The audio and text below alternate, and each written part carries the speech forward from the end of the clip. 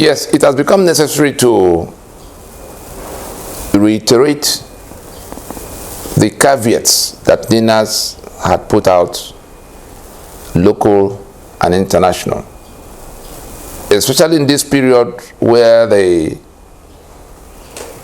Interregnum, the stopgap president of Nigeria, is going all over the place contracting debts,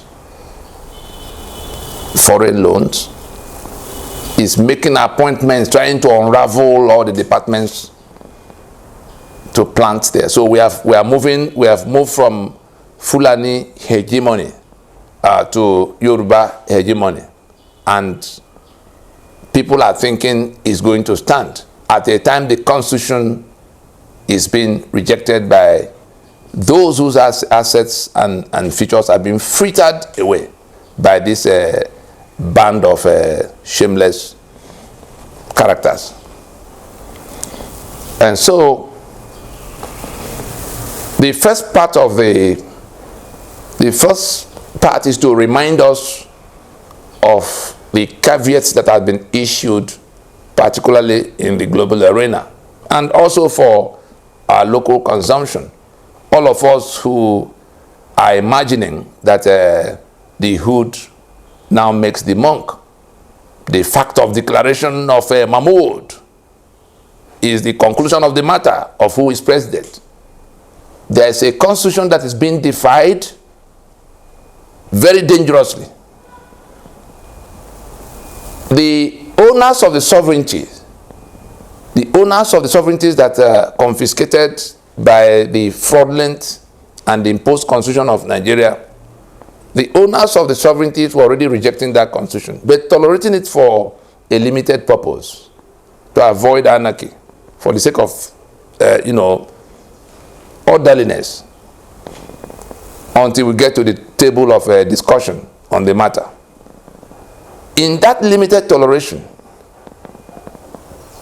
the system has chosen to abandon that constitution by defying a requirement, by coronating somebody president in defiance of that constitution. The 25% requirement, the 25% requirement of vote from Federal Capital Territory stipulated by that constitution, as disputed as it is. If anybody waives it, we have said it a whole number of times, if anybody decides to waive it, it will mean defying that constitution, it will mean abandoning that constitution to die on the street. There is also a second issue that has arisen now, the one of forgery. And if anybody wants to bring new definition to forgery, you are just deceiving yourself. The forgery I know is one in which if a document does not emanate from where it claims to have emanated from. Johnson, Freeman, signs a document with his letterhead, and then you take it to where it should confer you with some benefit, some kind of satisfaction of some rule somewhere, and it turns out that it was that document did not issue from Johnson Freeman, like we have seen in Chicago State University depositions, the court in Illinois. So before Judge Nancy and Gilbert are the magistrate, the registrar of Chicago State University has come to court to say, we did not issue the document that was submitted to INEC, because copies of what was submitted were before them. They say, no, this is not our document. The question is not whether the fellow attended Chicago State University. There was a reason. When you go through the transcripts, you will see all of why the deficiency that was the reason for the non-issuance of that certificate in 1979. English language, that was the credits that were carried forward from Southwest University, now Dali. It was a deficiency. It was something that had to be filled up. It wasn't filled, even with the reminder from the school in writing. All of these are contained in the transcript. And so all these lunatics that are going about saying, oh, the CSU, the Chicago University did not say that forged their no, they say we did not issue the document we are being confronted with. Look at those documents signed by officers of that university that were not in the employment of that university in the period they were issued. What else is forgery? Even if you earned that certificate and they gave you and it got lost, and instead of going to get a replacement for them, you go to one corner and manufacture something by yourself, it will still be a forgery. How much less when you were never issued one on account of non-satisfaction of a curriculum. And so what we have, the first caveat is the one in which we were saying the Constitution of Nigeria is a fraud upon which we can build no more. That was the constitutional force majeure of December 16, 2020. In that force majeure, we did address the international lending community to say, from this date of this declaration of union dispute, any loans you approve for anybody coming to you in the name of Nigeria will get into controversy, because we have a question to answer. We have a dispute we must resolve to know whether we have a project into which we can be investing or borrowing on behalf of. The countries that were paying attention, the ones who know their left from their right, began to pull back from approving all kinds of loans for Nigeria. Of course, we know about World Bank and the IMF and the cowboy banking that they do at that level to plunge poor countries into deeper poverty, because the monies are issued and shared. It never gets to where it's used for any useful purpose.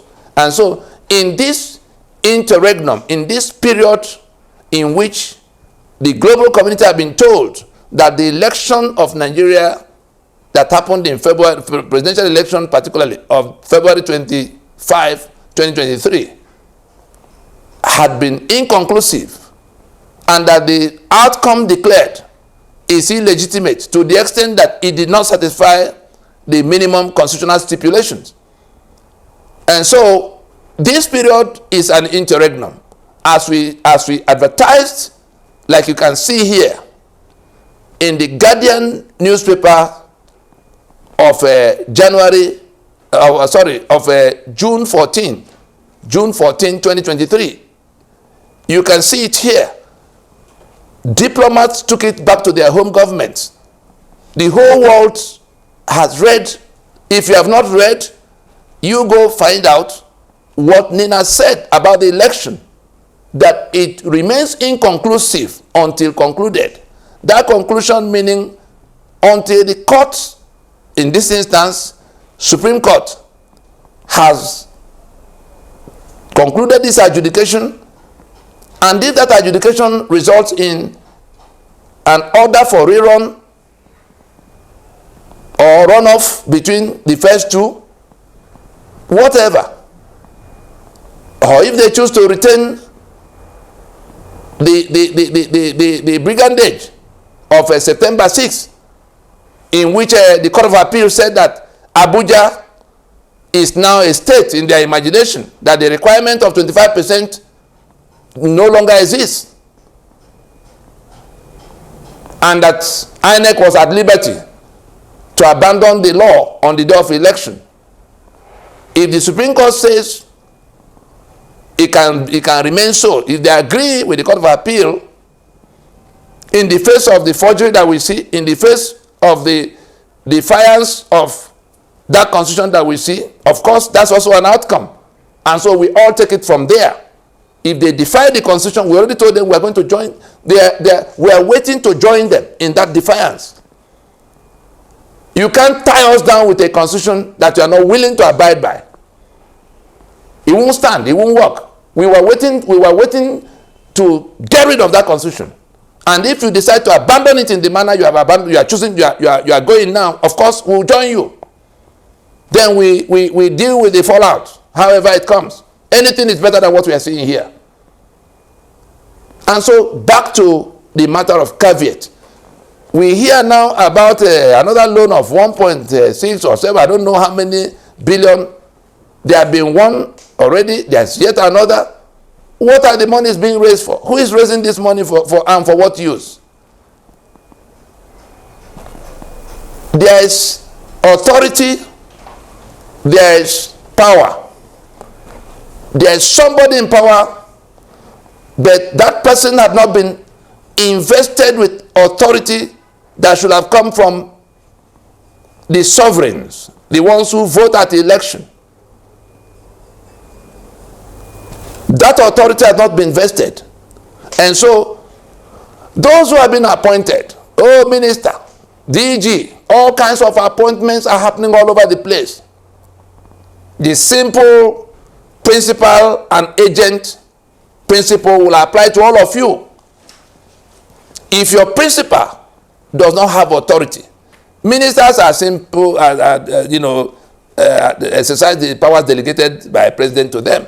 So if the president that is appointing you does not have the authority, he is in power, he has power, but he has not been vested with the authority that should have been the basis of exercising the powers. We are saying all of this so that nobody will come tomorrow to say, oh, we didn't know. He and those who coronated him are defying the Constitution that we are tolerating just for the sake of peace. In parading as president in the face of non-satisfaction of they are all doing what they are doing in defiance of that Constitution. So you, the agent, you, the minister, you, the DG, all the appointments that are being made, the hood does not make the monk. We know there's money to be made, and maybe that's the principal motivation for going to join in the treason that is staring at all of us in the face. The reason for this broadcast is to tell us up front that we will not come tomorrow to say, oh, we didn't quite know it is so. You are standing with people who are defying the sovereignty, the Constitution that is already disputed. But until we come to where we are reworking it, until we come to that turning point of accepting that we are going to rework it, everything that is being done outside what it stipulates will go down as something done unconstitutionally, something done unlawfully. And back to the question of power and authority. It's not for nothing that section 14.2a of your Constitution says that sovereignty belongs to the people, from whom government, through this Constitution, derives all its powers and authority. See the way it works. The power you have as president, power is the enforcement, something you are able to execute. But the investiture of that power is a contingent upon the authority that you have vested. The power is to be able to exercise the authority you have vested in. Election is what vests that authority. The fact that the people vote, the fact that the Constitution is satisfied, and therefore you emerge through the process that includes voting. That is when you are vested with authority. But if you go and get INEC to shift all the goalposts, and you are now, and you are just an impostor. You are in power, like armed robber that can come to an estate and overpower that estate for a moment, until a superior force turns up to dislodge the gang of armed robbers. They will remain in power. And so the power, the kind of power, the reason we say we have an illegitimate government, we didn't say we didn't have government. We have a government, but it's an illegitimate government on account of the defiance of the Constitution that attended their emergence. It's a straightforward thing. Those who have not read that Interregnum, that global caveat, because we told the global community, this is what has happened in our space. We're not quarreling with those who have gone to the government, but we're saying that the status of that is illegitimate. The way we resolve it is a matter of whatever consensus we manage to find. But NINAS has a proposition. Let us announce, like South Africa did in 1990, that we have a foundational problem that cannot be solved otherwise than by going to transition. That is what can solve this problem now. There's no other solution that will stand. If anybody tries to retain what has been done, of course, the consequences will flow. The first casualty will be that constitution. And all the institutions anchored on it, including the courts that are defying that constitution now, including INEC, including the products of that brigandage, who are now making noise all over the place, thinking that power has become authority in itself. The hood does not make the monk. And so, the ones who are appointed in Nigeria, the ones who are dealing with this government in the international circuit, we are just reminding you of this caveat so that you won't say you were not told. It was not for nothing that we took out advertorials so that nobody will say they didn't know. There's no diplomat that does not have a copy of that Guardian newspaper of 14th June 2023. Those who have not seen it should go to check for it. You can Google it. Just type the word Interregnum. Check the NINAS Interregnum. In fact, let me read it. Let me read the title the way it is, so that we can search for it and read it. The people appointed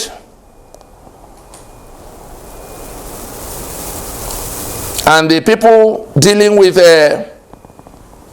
this president and his team in the international arena. This is the title: Nigeria's botched 2023 presidential election, the Tinubu Interregnum, the Constitutional Logjam, and the Union Reconfiguration Imperative, which was published full page. I think it was page 8 of the Guardian newspaper, Wednesday, June 14, 2023. We laid out these points that have been made here, why that election is inconclusive, and the meaning at law, why the outcome declared is illegitimate, and why this period is an interregnum for Nigeria. Of course, what choices Nigeria has to resolve the logjam. Transition now for union reconfiguration. Yes, in the midst of these altercations, talking about the distortions, misrepresentations that are deliberately unleashed by supporters of one camp or the other, particularly the impostors. There's this propaganda that, if Tinubu is disqualified, the Shetima will take over. Simply no, that's not the case at all. Until Tinubu becomes president, having satisfied all required by the Constitution and the law. And I don't know how it's going to resolve the question of forgery that has emerged from no matter how anybody may want to turn it around. Until Tinubu becomes president, settled, undisputed, he hasn't become president. And so anything that happens before then, there's nothing for Shetima to inherit. So it's not a matter of Shetima stepping in if, because that's part of the falsehood that is being marketed all around. And people now say, instead of Shetima, let us keep him. No. Let us settle this matter the way it can be settled. We stop there.